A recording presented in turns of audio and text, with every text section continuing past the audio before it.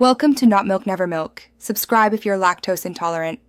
In this video, I will show you how to change a Jeep Compass Key fob battery. First, you'll need just a couple of simple tools. Grab a small flathead screwdriver, preferably a jeweler's size, and a fresh CR2032 coin cell battery. Having these ready will make the process smooth and quick.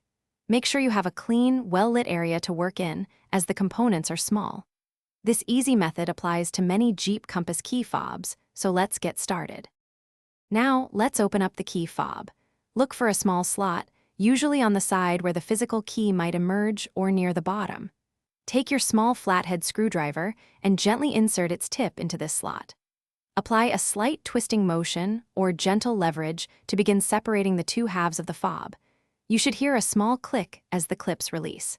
Be careful not to use excessive force to avoid damaging the plastic casing. With the fob open, you'll see the old battery. Before you remove it, take a quick mental note or even a picture of its orientation, specifically which side is facing up. This is usually the positive side, marked with a plus sign.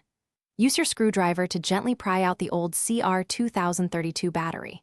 Now, take your new CR2032 battery and insert it, ensuring the positive side faces up, just like the old one. Almost done, carefully align the two halves of your key fob.